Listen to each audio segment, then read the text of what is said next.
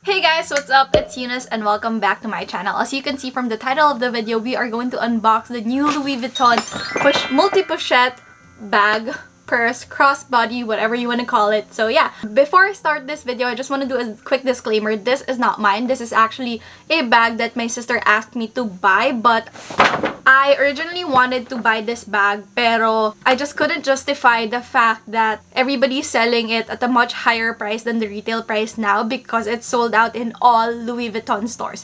So I think they released this late last year and sold out na talaga siya. I was in Japan, I asked my SA here in the States din before pa ako umuwi ng Philippines. Wala na, sold out na siya, hindi mo na siya mabibili and everybody's selling it at a much higher cost. Retails for $1,650, pero yung bili namin dito ng sister ko is $2,000 na. So, mga 20,000 pesos na din halos yung patong nila.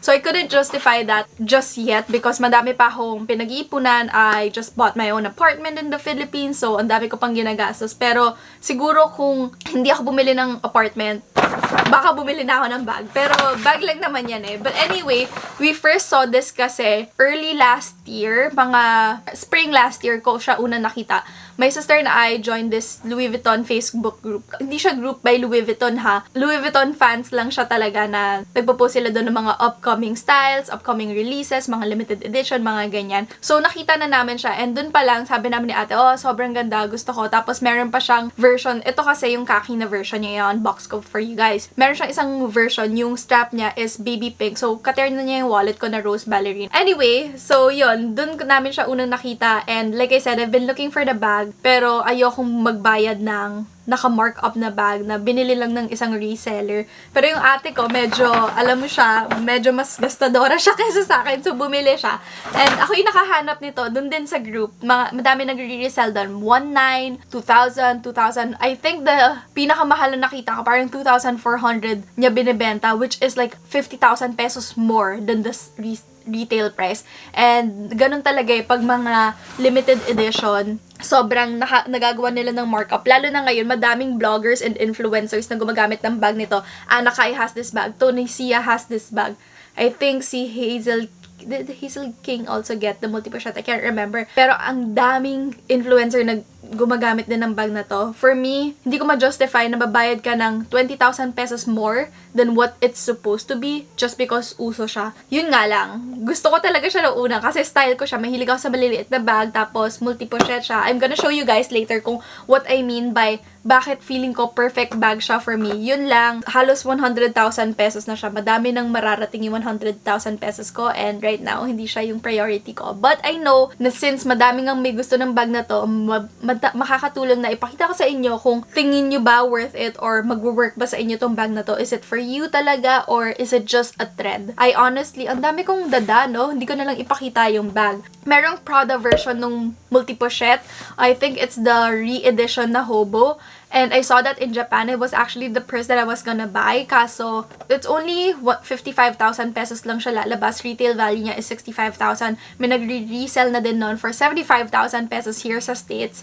Pero sabi ko, I don't really need the bag right now and I'm only buying it because I couldn't buy the Multipochette. But yun, medyo similar siya kasi nga yun yung medyo trendy na style ngayon. But anyway, let's unbox this Multipochette. Like I said, it retails for $1,650. But it's sold out in all Louis Vuitton stores, in-store or online. You can text your SA if meron silang available, but I'm pretty sure last year pa sold out. And sa Japan, nagtanong ako, sold out na in all stores. They're never gonna get it again. So, that is the reason behind the high price tag when it comes to the resellers. Like I said, it ranges from $2,000 to around $2,400, depending where you buy it. Of course, if you're buying from a reseller, make sure na if you're paying that price tag, na kompleto siya. It comes with a box. Yung itong nabili namin, it comes with a box, the paper bag, and of course, when you open the box, oops, dami nahulog.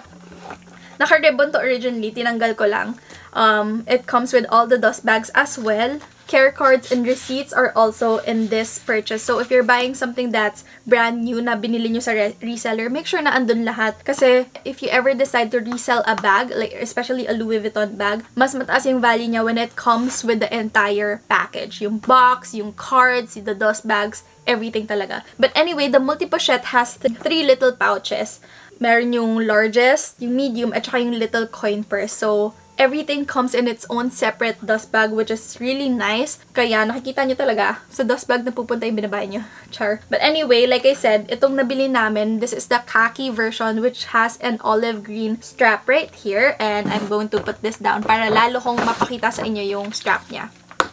So, maganda yung strap niya kasi makapal. I own the Alma BB and medyo manipis and leather yung strap nun. So, whenever madami ng laman yung bag ko, mabigat siya sa balikat. So, if you're choosing a crossbody, maganda talaga yung makapal na strap because hindi siya nagdi-dig in masyado sa shoulders niyo. It still does, pero it's not as heavy or hindi siya mas nakakangalay pa rin yung manipis na strap. So, maganda yung strap ng Multipochette. Ayan, may naka-embroider lang na Louis Vuitton, as you can see. Tapos, yung gold hardware niya, signature gold hardware.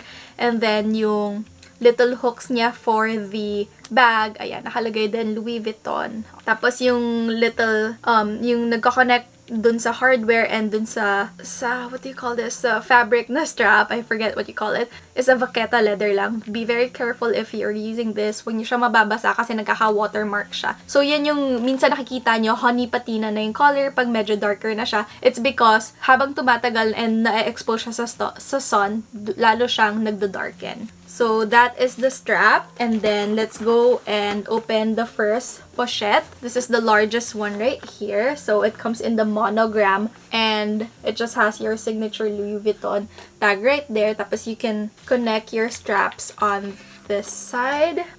Tapos, you can use this alone kung gusto mo isa lang na isang crossbody lang. Very roomy siya, as you can see. I feel like you can fit a lot in here. You can fit your wallet.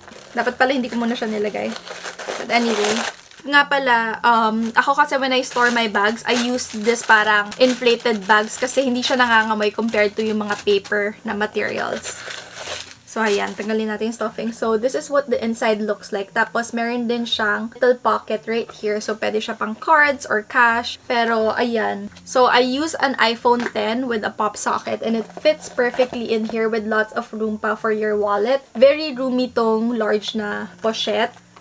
Maganda siya if you're going shopping, ganyan, or pag-travel, okay din siya because ang dami mong malalagay na essentials doon. Pero kunyari, nagva-vlog ka, ganyan, syempre hindi kasha yung camera. Anyway, I'm putting the strap sa longest possible length niya. And note that I am 5'2". I'm gonna show you guys how it looks. Pero ayan, medyo mahaba din siya. I'm 5'2", and nag-hit siya right below my hip. So what I'm going to do is, I'm going to fix this para hindi naman siya super haba.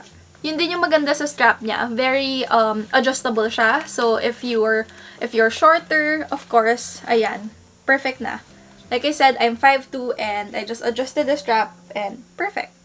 So this is the first pochette. And now let's open the second pochette, which is slightly bigger than, I think, the pochette accessories. May chain siya nakasama para pwede mo rin siyang gamitin na as a handbag, as a shoulder bag lang na ganyan, or as a handbag, cute din siya. This is the reason why it's called the Multipochette, kasi you can connect it together para isang malaking crossbody lang siya. Okay, so before I connect the little pochette to the larger pochette, I'm gonna show you guys the inside, of course. Wala siyang little pocket inside, it's just one whole bag. Tapos this is how it looks against an iPhone 10. It's a little bit bigger, so you can definitely fit your phone in there with some room for wallet. If you decide to just use this, if you're running errands, ganyan, okay siya. But, if medyo mabigat na siya, since chain yung strap niya, medyo magdidig in siya sa shoulders nyo. But anyway, I'm gonna connect this with the larger pochette na to show you guys how it looks like. Okay, so here is how it looks like na connected na siya. So you have that chain right here. Ang ganda niya lang na little accent dun sa bag, sa overall look ng bag. And even though you have two different bags, hindi siya bulky tignan, and it's very sleek looking pa rin. And I feel like even though you're gonna put all of your things in the purse, hindi magdidig in sa shoulders nyo because thick nga yung strap niya. Tapos lightweight din siya because hindi nga siya gawa sa leather. Tapos ang ganda rin because you literally have two bags and mas madali siya to stay organized. It looks like you can't fit a lot in it, pero ang laki ng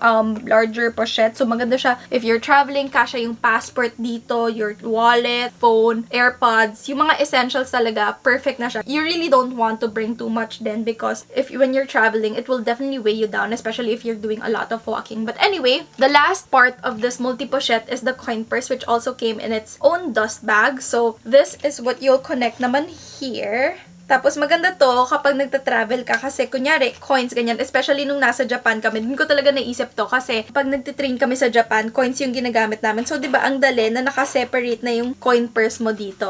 Ayan, may little foam din siya. Ayan, di ba? Social naman ang coin purse mo, Louis Vuitton pa, but ayan, super cute niya lang and this is how it looks like on kapag everything is together. Sobrang nakaka-inlove siya and gusto ko talagang bumili. But anyway, here is what it looks like all together. Ang ganda niya. It's perfect. Lalo na I'm 5'2", medyo petite ako. So, ayoko ng medyo malalaking bags. And I feel like this is very sakto for my height. And it will fit all of my essentials. Especially this little coin purse. Feeling ko sobrang useful niya. Like I said, yun nga, pag nagta-travel ka sa train, coins, ganyan. Or kunyari, earphones, kasha din dyan. So, ang ganda lang. Sobrang gusto ko bumili pero I really can't justify na ang taas ng resale value, ang taas ng benta ng mga resellers sa kanya. Pero, ako kasi this year, I really want to travel and this is like the perfect travel crossbody in my opinion. Hey guys, sorry. I have to end this video using my phone because nalubat yung camera ko. But anyway, as I was saying, kung makakahanap ako ng hindi super mahal na markup on this bag, I would definitely buy it siguro for my birthday. Kasi ang perfect niya lang. Kasi sobrang sulit niya. For $1,650, you actually get 3 items.